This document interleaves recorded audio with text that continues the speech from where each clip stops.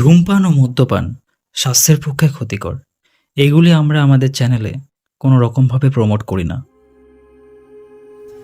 নমস্কার শ্রোতা বন্ধুরা, আমাদের চ্যানেলে আপনাদের সবাইকে জানাই স্বাগত। আজ আপনারা শুনবেন রায় নন্দীর কলমে তারনাথ তান্ত্রিকের গল্প অদৃশ্য আত্মা। গল্প পাঠে পার্থ ও তারনাথ চরিত্রে রানা এবং বিভিন্ন চরিত্রে পার্থ, রানা ও মৌসুম। গল্পের সূত্রধার টিম হরর ফার্স।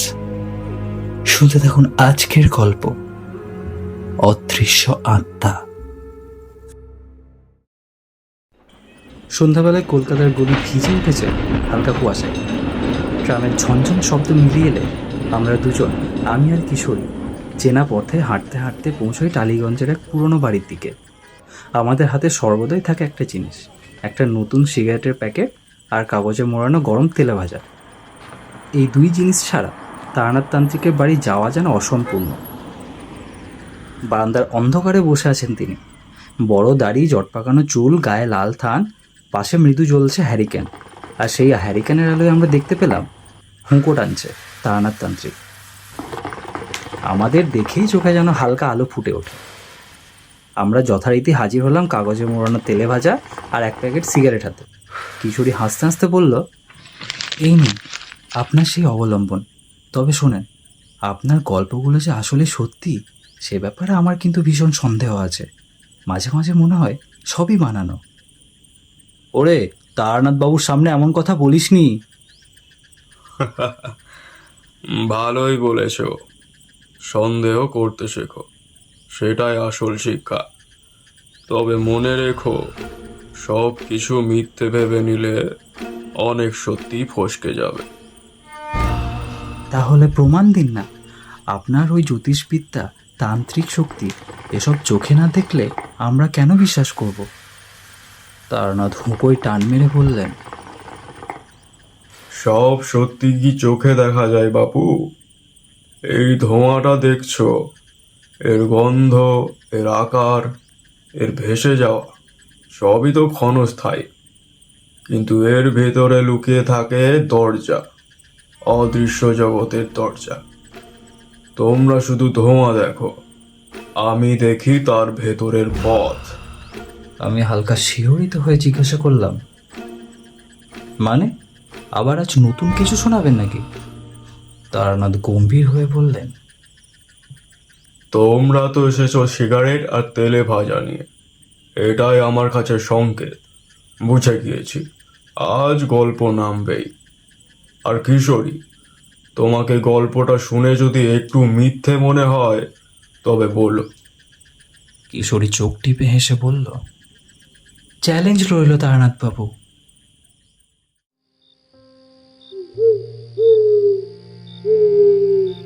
সেদিনের কথা এখনো ভোলা যায় না। আমি তখন তান্ত্রিক বিদ্যার চর্চায় বেশ তরুণ। তখনও এমন খ্যাতি পাইনি। কয়েকজন সঙ্গী আর গুরুদেবের শিক্ষা নিয়ে এই পথে পথে ঘুরতাম। সেই সময়ে আমি এক নতুন ঘটনার মুখোমুখি হই। রাতটা ছিল শ্রাবণের মাঝামাঝি। আকাশে কালো মেঘ, ঝড় বৃষ্টির ভয়। আমি তখন বাঁকুড়ার এক প্রত্যন্ত গ্রামে ছিলাম, এক চেনা চণ্ডী মণ্ডপের পাশে। গাঁয়ের লোক আমাকে বলেছিল, বাবা, এখানে রাতে একটা বট গাছের তলায় অশরীরী খেলা চলে, কেউ কাজ ঘাসে না। আমি হেসে উড়িয়ে দিয়েছিলাম, কারণ আমার কৌতূহল ছিল এইসব গুজবের আড়ালে সত্যি কি কিছু আছে কিনা। সেদিন সন্ধেয় আমি মণ্ডপে বসে মন্ত্র জপ করছিলাম। বাইরে হাওয়া দুলছে। হঠাৎই যেন গন্ধ পেলাম, ভেজা মাটির সাথে কেমন একটা পচা দেহের গন্ধ।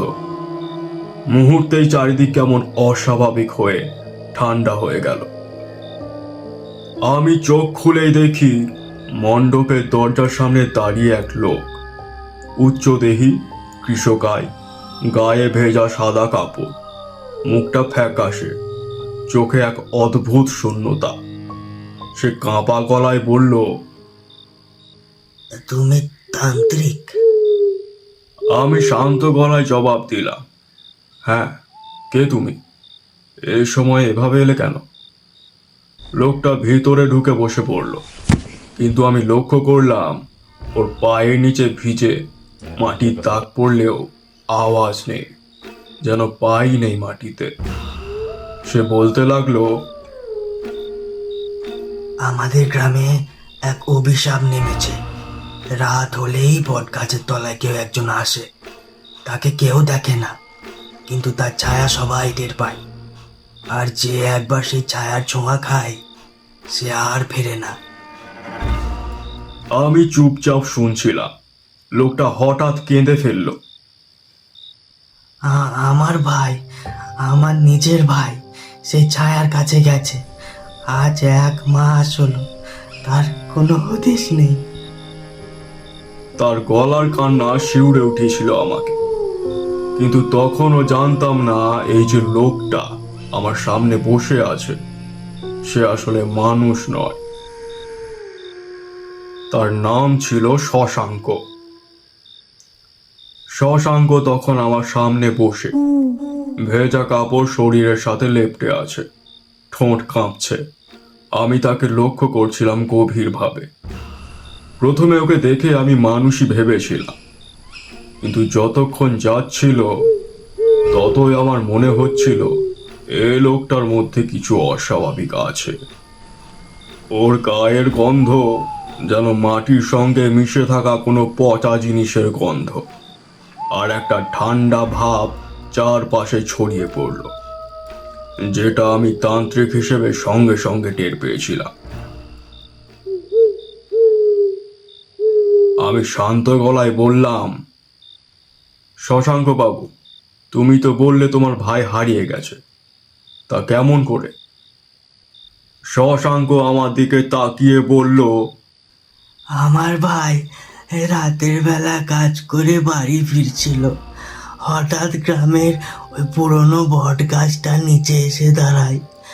গ্রামের লোক পরে বলছে তারা দূর থেকে আমার ভাই কারোর সঙ্গে কথা বলছে, কিন্তু আশ্চর্যের ব্যাপার হলো ওর সামনে কাউকে দেখা যায়নি, শুধু বাতাসে একটা ছায়া নড়ছিল। তারপরে আমার ভাই হঠাৎ গাছের অন্ধকারে মিশে গেল, আর কোনোদিন ফিরে এলো না। ওর গলা কেঁপে উঠল। আমরা শ্রোতারা তখন স্তব্ধ হয়ে শুনছিলাম। আমি জিজ্ঞেস করলাম, এরপর কি হলো? শশাঙ্ক উত্তর দিল, এরপর থেকে গ্রামে কেউ আর রাতে বাইরে বেরোয় না, কিন্তু তারপরেও 2জন মানুষ 1 মাসের মধ্যে একইভাবে অদৃশ্য হয়ে গেল। কেউ ফেরেনি। আমরা ভয়ে আছি। সবাই বলছে ওই বটগাছটার নিচে একটা অদৃশ্য আত্মা আসে। তাকে চোখে দেখা যায় না, কিন্তু তার ডাক শোনা যায়, তার ছায়া টের পাওয়া যায়। যে সেই ছায়ার ছোঁয়া খায়, সে আর বাঁচে না। শশাঙ্কের কণ্ঠে আতঙ্ক ছিল, কিন্তু তার চোখ তখনও অদ্ভুত একটা শূন্যতা। আমি তখন চুপচাপ ওর দিকে তাকিয়ে আছি। আমার মনে হচ্ছিল কিছু একটা গোলমাল আছে। আমি প্রশ্ন করলাম, তোমার ভাই তো হারিয়ে গেছে, কিন্তু তুমি কিভাবে নিশ্চিত যে তুমি বেঁচে আছো? তুমি কি সেই রাতে বট গাছটার কাছে গিয়েছিলে? শশাঙ্ক আচমকা থেমে গেল। তার চোখ দুটো যেন ফাঁকা, শূন্যে স্থির হয়ে গেল, ঠোঁটে কাঁপুনি।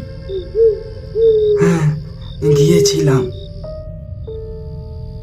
এই একটুকু কথার পর তার কণ্ঠ যেন ভেঙে গেল। আমার বুকের ভেতর হঠাৎ একটা শীতলতা নেমে এল, কারণ আমি টের পেলাম এই শশাঙ্ক আসলে মানুষ নয়। তার চারপাশে তখন কেমন এক অদ্ভুত অস্বাভাবিক বাতাস ঘুরছে। চণ্ডী মণ্ডপের প্রদীপের শিখা কাঁপছে, যেন কোনো অদৃশ্য সত্তা আমাদের মাঝখানে এসে বসেছে।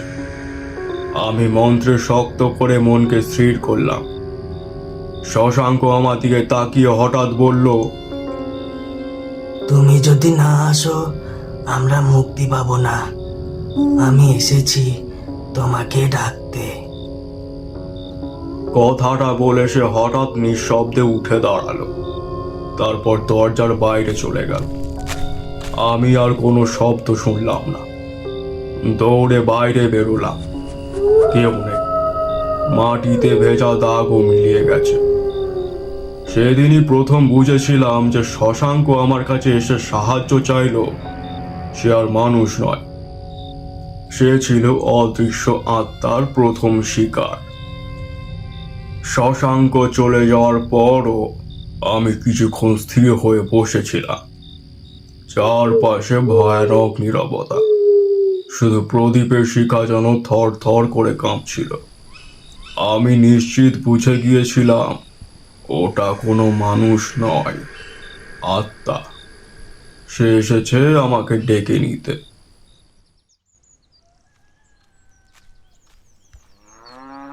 পরদিন সকালে উঠে আমি গ্রামের ভিতরের দিকে গেলাম। গিয়ে দেখি একটা চায়ের দোকানে কয়েকজন লোক বসে গল্প করছে। তাদের একজনকে আমি ডেকে বললাম, ঠিক কথা বলেছো। তোমাদের গ্রামের শশাঙ্ক নামে কেউ ছিল? হ্যাঁ বাবা, শশাঙ্ক ছিল, কিন্তু ও তো 1 মাস আগেই হারিয়ে গেছে। আজ অবধি তার হদিস মেলেনি। আমার মেরুদণ্ড দিয়ে শিহরণ বয়ে গেল। অর্থাৎ যাকে আমি গত রাতে দেখেছি সে আসলে শশাঙ্কের আত্মা। আমি তখনই ঠিক করলাম গ্রামের সেই বট গাছটা আমি নিজের চোখে দেখব। সন্ধ্যের আগে আমি গ্রামের কয়েকজনকে নিয়ে বট গাছটার দিকে রওনা দিলাম। পথটা নির্জন, দুই পাশে ধান ক্ষেত, মাঝে মাঝে শেয়ালের ডাক। আবহাওয়া বৃষ্টি নামবো নামবো। আকাশে তখন অর্ধচন্দ্র উঠেছে। চারপাশে কেমন ভৌতিক আলো। কিছুটা দূরে গিয়ে আমি গাছটা দেখতে পেলাম। বিরাট বট গাছ, শতবর্ষ প্রাচীন। তার গোড়া জুড়ে শেকড় নেমেছে, যেন অজস্র সাপ মাটির সাথে লেপ্টে আছে। চারপাশে বাতাস স্থির, কিন্তু গাছের ডালগুলো নিজে থেকেই দুলছে। আমি কাছে গিয়ে দাঁড়ালাম। গ্রামের লোকরা দূরে থেমে গেল। তারা ভয়ে আর এগোলো না। একজন কাঁপা গলায় বলল, বাবা, এর বেশি আমরা পারবো না। আমরা ওখানে গেলে বাঁচবো না। আমি একা এগোলাম। গাছটার কাছে দাঁড়াতেই আবার সেই পচা দেহের গন্ধ। মনে হলো যেন কারো অদৃশ্য নিঃশ্বাস ঘাড়ের পাশে এসে পড়ল। আমি চারপাশ খুঁটিয়ে দেখছিলাম। হঠাৎ লক্ষ্য করলাম গাছের গোড়ায় কালো মাটির ওপর কয়েকটা হাতের ছাপ, শুকনো কিন্তু অস্বাভাবিক বড় আকারের, যেন কোনো মানুষ নয়, অন্য কিছু তৈরি করেছে। আমি তখন মন্ত্রপাঠ শুরু করলাম। মন্ত্রের আওয়াজে হঠাৎ বাতাস দমকা হয়ে উঠল। শেকড়গুলো কেঁপে উঠল, যেন গাছটা নিজেই সাড়া দিচ্ছে। ঠিক সেই সময় আমার কানে এলো একটা দীর্ঘশ্বাস, অস্পষ্ট, ভারী, যেন একসঙ্গে হাজার মৃত আত্মার নিঃশ্বাস। আমার গা শিউরে উঠল। আমি তন্ত্র সাধনায় যেটুকু অর্জন করেছি তাতে বেশ বুঝতে পারলাম যে এটা কোনো পিশাচ তন্ত্রের ফল। আমি আগেই মন্ত্র বলে আমার দেহ বন্ধনী করে রেখেছিলাম। আমার শুধু চিন্তা ছিল গ্রামবাসীদের নিয়ে, তাই সেই মুহূর্তে আর কিছু করার ছিল না। তাদের নিয়ে আমি ফিরে এলাম।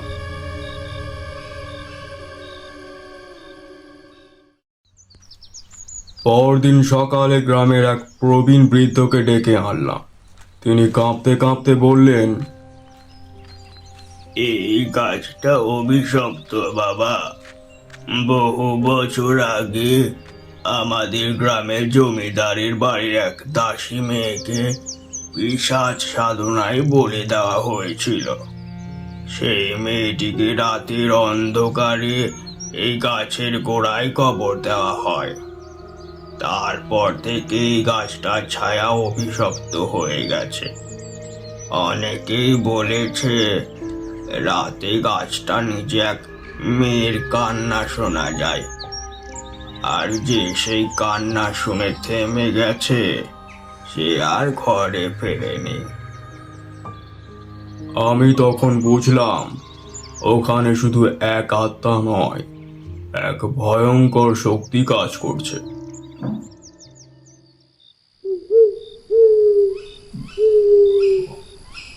সেদিন রাতে আমি এবার একা বট গাছটার সামনে বসে সাধনা শুরু করলাম। চাঁদের আলোয় গাছটার ছায়া চারপাশ কেমন অদ্ভুত ভাবে নড়ছিল। হঠাৎ মনে হলো আমার পাশেই কেউ দাঁড়িয়ে আছে, কিন্তু চারিদিকে তাকালাম, কেউ নেই। তবুও টের পেলাম আমার কাঁধের উপর দিয়ে কোনো অদৃশ্য দৃষ্টি আমাকে লক্ষ্য করছে। হঠাৎই কানে এলো একটা হাহাকার ভরা ফিসফিসানি।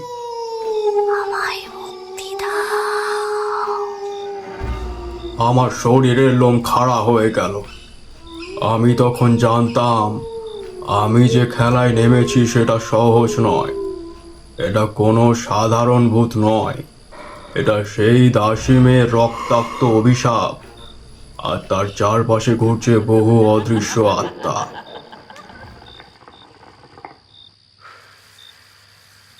এই দেখেছ, গল্প বলতে বলতে তো তেলে ভাজাটা ঠান্ডাই হয়ে গেল।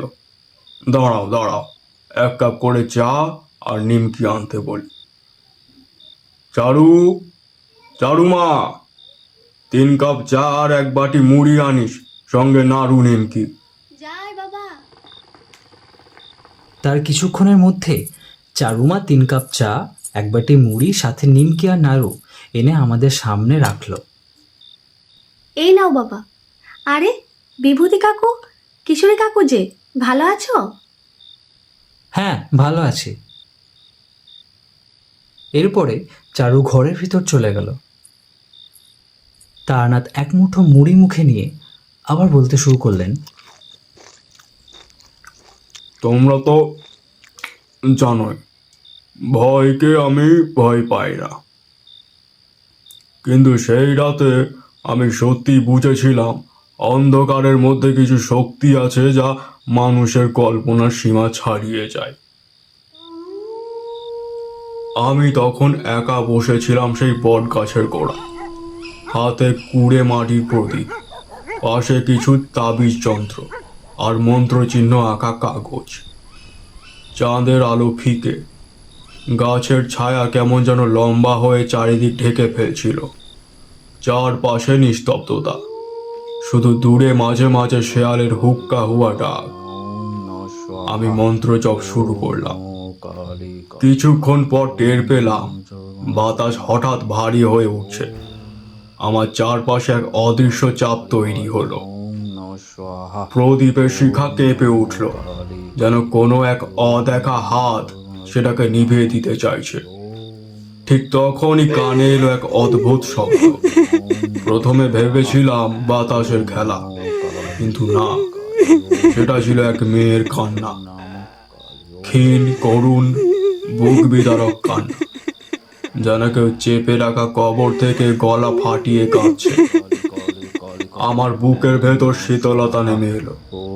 তবুও আমি মন্ত্রপাঠ চালিয়ে গেলাম। হঠাৎ গাছের ডালগুলো প্রবল ঝড়ের মতো দুলে উঠল, অথচ বাতাস নেই। আমি চোখ তুলে দেখলাম একটা ছায়া ধীরে ধীরে গাছ থেকে আলাদা হয়ে বেরিয়ে আসছে। প্রথমে মনে হলো কেবল কুয়াশার ধোঁয়া, কিন্তু ধীরে ধীরে সেটা আকার পেল। একটা মেয়ের অবয়ব, চুল ঝুলছে, চোখ ফাঁকা গর্তের মতো, ঠোঁট ফেটে গেছে, শরীর আধো অদৃশ্য, বাতাসে দুলছে। সে এগিয়ে এলো আমার দিকে। আমার কানে স্পষ্ট শুনতে পেলাম, আমায় মুক্তি দাও, আমাকে ফিরিয়ে দাও। আমি মন্ত্রে মনস্থির রেখে বললাম, কে তুমি? কেন গ্রামবাসীদের হত্যা করছো? মেয়েটির ছায়া থেমে গেল, তার মুখ থেকে হাহাকার ভেসে এলো। আমায় বলে দিয়েছিল ওরা, আমি মরে গিয়েছিলাম এই অভিশাপে। কেউ আমাকে কবর দিল না, গাছের তলায় মাটি চাপা দিয়ে রেখেছিল, তাই আমি কাউকে ঘরে ফিরতে দেই না। সবাইকে নিয়ে যায় আমার কাছে, যাতে আমাকে আর একা থাকতে না হয়। তার কণ্ঠে হাহাকার নয়, যেন পিশাচিনী সুলভ উন্মাদনা। আমি মন্ত্র জোর বাড়ালাম। তখনই চারপাশ থেকে একের পর এক অদৃশ্য আত্মা বেরিয়ে আসতে লাগলো। প্রথমে 3 জন, তারপর 4 জন। আমি বুঝলাম ওরা সেই হারিয়ে যাওয়া গ্রামবাসী। তাদের চোখ শূন্য, ঠোঁটে কেবল এক নিঃশব্দ চিৎকার। তারা ধীরে ধীরে আমাকে ঘিরে ফেলতে লাগলো। আমি দেখলাম তাদের মধ্যে একজনের মুখ আমি চিনি। সে আর কেউ নয়, শশাঙ্ক। শশাঙ্ক ফ্যাকাশে মুখে এগিয়ে এসে আমার সামনে দাঁড়ালো। তার চোখে জল নেই, কেবল মৃত নীল আভা। সে ফিস ফিস করে বলল, আমাকে ফিরিয়ে দাও, আমাকে ফিরিয়ে দাও। আমি তখন বুঝলাম এরা মুক্তি চাইছে, কিন্তু সেই অভিশপ্ত আত্মা যে দাসী মেয়ে, তাদের ছাড়ছে না। হঠাৎ মেয়েটির ছায়া উন্মত্ত হয়ে উঠল। তার চুল বাতাসে ছিঁড়ে যাওয়া দড়ির মতো ছুটে এলো আমার দিকে। প্রদীপ এক ঝটকায় নিভে গেল। অন্ধকার নেমে এলো চারিদিকে। শুধু শোনা গেল হাজারটা অদৃশ্য কণ্ঠ একসঙ্গে হাহাকার করছে। আমি মনে মনে বুঝে গিয়েছিলাম এখানেই হবে আমার জীবনের প্রথম ভয়ঙ্কর তান্ত্রিক সংঘর্ষ।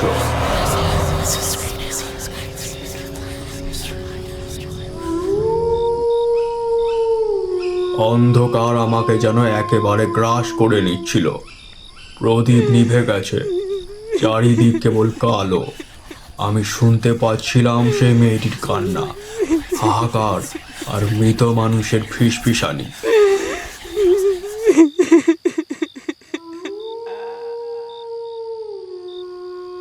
শরীরের ভেতর কেমন একটা শীতল স্রোত বইছিল, কিন্তু মনের জোর ধরে রাখলাম। তান্ত্রিক সাধনায় প্রথম যে জিনিস শেখা হয় তা হলো ভয়কে অস্বীকার করতে জানতে হবে। আমি চোখ বন্ধ করে মনস্থির করলাম। হাতে ছিল রুদ্রাক্ষের মালা আর একটা লৌহ যন্ত্র। সেটা শক্ত করে মুঠোয় ধরলাম। তারপর শুরু করলাম মৃত্যুঞ্জয় মন্ত্র। মন্ত্র উচ্চারণ হতেই বাতাস হঠাৎ আরো তীব্র হয়ে গেল। চারপাশে ভেসে এলো হাজারটা কণ্ঠ।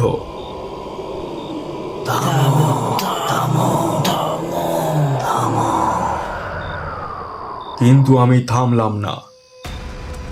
চোখ খুলে দেখলাম আমার চারপাশে দাঁড়িয়ে আছে বহু অদৃশ্য অবয়ব। তাদের শরীর কুয়াশার মতো, মুখ ফ্যাকাশে। কেউ কাঁদছে, কেউ হাত বাড়িয়ে চাইছে মুক্তি। আমি তাদের মুখ চিনতে পারলাম না, কিন্তু তাদের মধ্যে স্পষ্ট দেখতে পেলাম শশাঙ্ককে। সে হাহাকার করে বলল,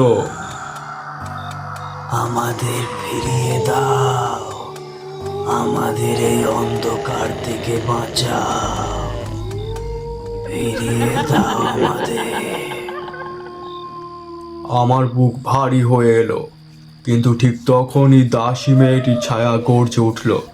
তার চোখ জ্বলছে আগুনের মতো, চুল ঝড়ের মতো উঠছে। সে চিৎকার করে বলল,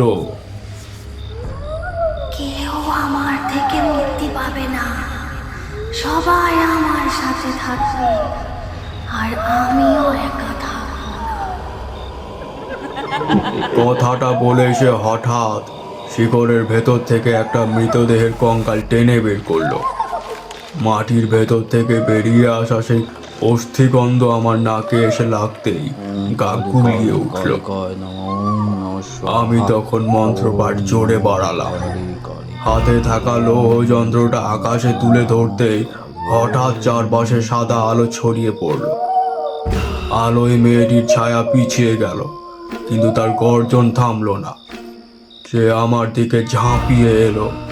আমি সঙ্গে সঙ্গে মাটিতে আগুনের গোল বৃত্ত আঁকলাম, অগ্নিবলয়।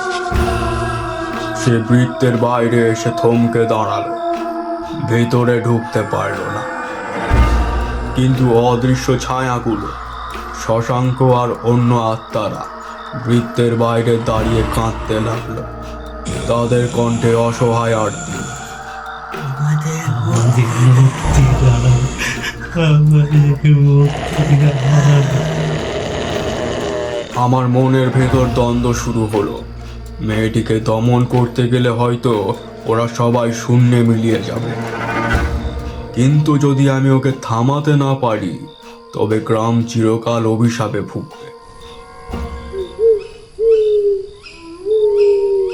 চাঁদের আলো তখন গাছের ডালে আছড়ে পড়ছে। রাত প্রায় দ্বিপ্রহর, মধ্যরাত। এমন সময় হঠাৎ আকাশে বিদ্যুতের ঝলকানি হলো, আর সেই আলোয় আমি দেখলাম গাছের গায়ে রক্তের দাগ। দাসী মেয়েটি চিৎকার করে উঠল, আমার প্রতিশোধ চাই, জমিদারের রক্ত চাই। যাকে বলি দেওয়া হলো তাকে ফিরে পেতেই হবে।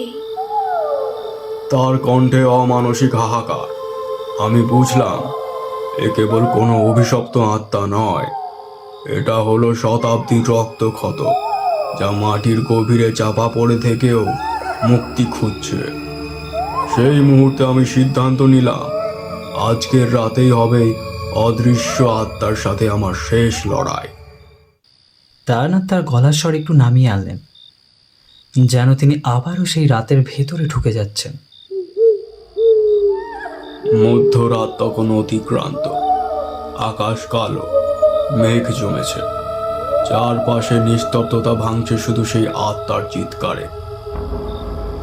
আমি তখন অগ্নিবলয়ের ভেতরে বসে মন্ত্রপাঠ চালিয়ে যাচ্ছি, কিন্তু দাসী মেয়েটির ছায়া একটুও পিছিয়ে যাচ্ছে না, বরং তার চোখ জ্বলজ্বল করছে, যেন আগুনের গোলা। সে আবার গর্জে উঠল, আমাকে প্রতিশোধ নিতেই হবে।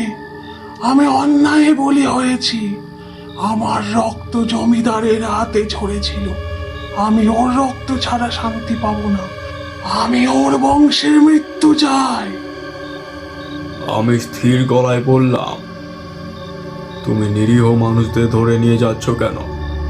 তোমার শাস্তি তো সেই জমিদারের জন্য, এই গ্রামের জন্য নয়। আত্মাটি কাঁপা গলায় চিৎকার করলো, আমাকে যখন গাছের গোড়ায় কবর দেওয়া হয়েছিল, গোটা গ্রাম হাততালি দিয়েছিল। ওরা ওরা সকলেই দোষী। তারপর এক ঝটকায় বটগাছের ডাল ভেঙে পড়ল, যেন আকাশ বিতীর্ণ হলো। চারিদিকে অদৃশ্য আত্মারা হা হা করে উঠল। শশাঙ্ক সহ সবাই ছটফট করছে, মুক্তি চাইছে। ঠিক তখনই গ্রাম থেকে কয়েকজন মানুষ ভয়ে ভয়ে এগিয়ে এলো। তারা দেখতে চেয়েছিল কি ঘটছে। গাছের কাছে আসতে মেয়েটির আত্মা তাদের দেখে উন্মত্ত হয়ে উঠল। সে গর্জে উঠল, ওরাই দোষী। আমার ওদেরই রক্ত চাই। গ্রামবাসীরা চিৎকার করে দৌড়ে পালাতে লাগলো, কিন্তু হঠাৎ তাদের এক বৃদ্ধ পড়ে গেল। মেয়েটির ছায়া তাকে টেনে নিয়ে যাচ্ছিল বট গাছের দিকে। আমি সঙ্গে সঙ্গে মন্ত্রপাঠ আরো জোরে বাড়ালাম। হাতে থাকা লৌহ যন্ত্র আকাশে তুলতেই সাদা আগুনের শিখা ছুটে বেরোলো। শিখার তাপে মেয়েটির ছায়া কিছুটা পিছিয়ে গেল, কিন্তু তার হাহাকার আরো তীব্র। আমি তখন মন্ত্রে তাকে প্রশ্ন করলাম, তুমি যদি শান্তি চাও তাহলে সত্যিটা বলো, কিভাবে তোমার মৃত্যু হয়েছিল?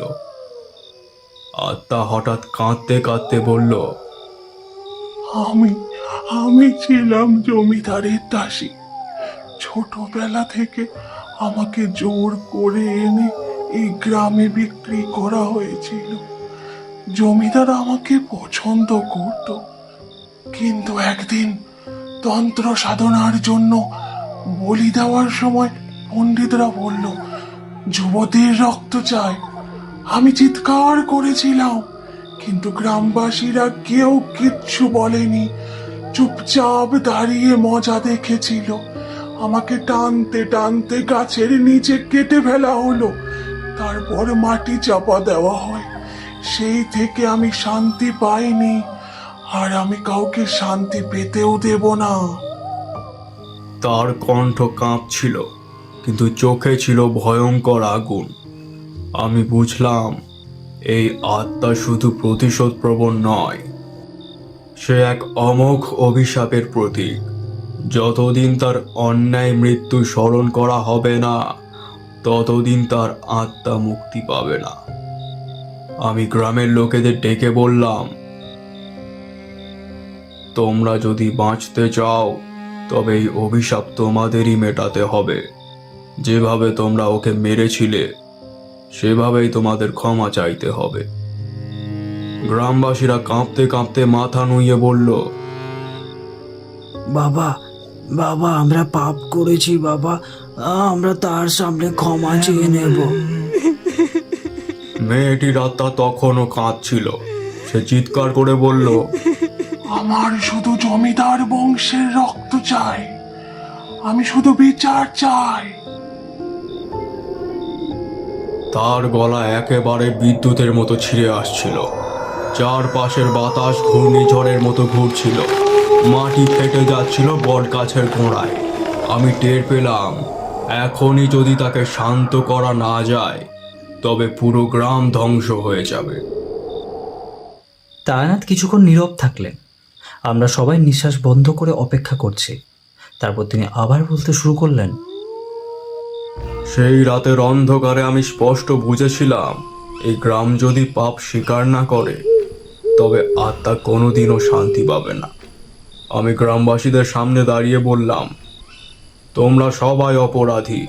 তোমাদের চোখের সামনে নিরপরাধ মেয়েটি বলি হলো, অথচ তোমরা প্রতিবাদ করনি। এখন যদি মুক্তি চাও তবে তোমাদেরই নিজেদের ক্ষমা চাইতে হবে। গ্রামবাসীরা আতঙ্কে কাঁপছিল। বৃদ্ধ প্রধান কাঁদতে কাঁদতে বলল, আমাদের দোষ আছে বাবা, আমরা ভয় পেয়েছিলাম তাই প্রতিবাদ করতে পারিনি। আজ যদি প্রায়শ্চিত্তে ওর আত্মা শান্তি পায় তবে আমরা তাই করব। আমি তাদের বললাম, আগুন জ্বালাও, জল আনো, আর সবাই মিলে প্রার্থনা করো।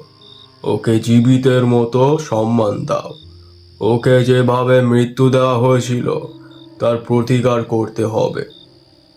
গ্রামবাসীরা দৌড়ে গিয়ে কাঠ, তেল, প্রদীপ নিয়ে এলো। বট গাছের নিচে একটা বেদি তৈরি হলো। ওখানে রাখা হলো সাদা কাপড়, চাল, ডাল আর ফুল। সবাই মিলে হাত জোড় করে দাঁড়ালো। আমি মন্ত্রপাঠ করতে শুরু করলাম, শান্তি মন্ত্র। হঠাৎ দেখা গেল আকাশ একটু হালকা হলো। আত্মারা যারা কাঁদছিল তাদের কান্না থেমে গেল। ঠিক তখনই দাসী মেয়ের ছায়া আবার দেখা দিল, কিন্তু এবার সে আগের মতো উন্মত্ত নয়। তার চোখে আগুনের ঝলক কমেছে, কণ্ঠেও হাহাকার কম। সে ধীরে ধীরে গাছের গুড়ির পাশে দাঁড়ালো, আমাদের দিকে তাকিয়ে বলল, এতদিনে তাহলে তোমরা স্বীকার করলে যে আমার মৃত্যুটা ছিল একটা অন্যায়। তার চোখ থেকে জলের মতো আলো ঝরে পড়ছিল। শশাঙ্ক আর অন্য আত্মারা ধীরে ধীরে মিলিয়ে যেতে লাগলো। তাদের মুখে তখন একটুখানি শান্তির ছাপ। কিন্তু দাসী আত্মা পুরোপুরি শান্ত হলো না। সে আবার ফিস ফিস করে বলল, আমি এখনো রক্ত চাই। যে জমিদার আমায় বলি দিয়েছে তার বংশ আজও বেঁচে আছে। আমি কি প্রতিশোধ পাবো না? আমি গভীর গলায় বললাম, তোমার প্রতিশোধের আগুন যদি বাঁচিয়ে রাখা হয় তবে তুমি কোনোদিনও শান্তি পাবে না। ন্যায়ের বিচার ঈশ্বরের হাতে। তুমি যদি চাও মুক্তি তবে প্রতিশোধ ছেড়ে দিতে হবে। সে কাঁপা কণ্ঠে জিজ্ঞেস করলো, তাহলে তাহলে আমি কোথায় যাব? আমি মন্ত্রপাঠ করে তার সামনে প্রদীপের শিখা ধরালাম। বললাম, এই আলো তোমাকে পথ দেখাবে, তুমি শান্তির পথে যাও। মেয়েটির ছায়া প্রদীপের শিখার দিকে তাকালো। তার মুখ ধীরে ধীরে নরম হয়ে এলো, চোখের ভেতর আগুন নিভে গেল। সে শেষবারের মতো গ্রামের দিকে তাকিয়ে বলল, আমায় ভুলো না, আমার মতো অন্যায় মৃত্যু যেন আর কোনোদিন না হয়। তারপর এক ঝলক আলো ছড়িয়ে এসে মিলিয়ে গেল রাতের আকাশে। বট গাছের ডাল আর কাঁপল না, বাতাসও শান্ত হলো। অদৃশ্য আত্মার আতঙ্ক শেষ হলো সেই রাতেই।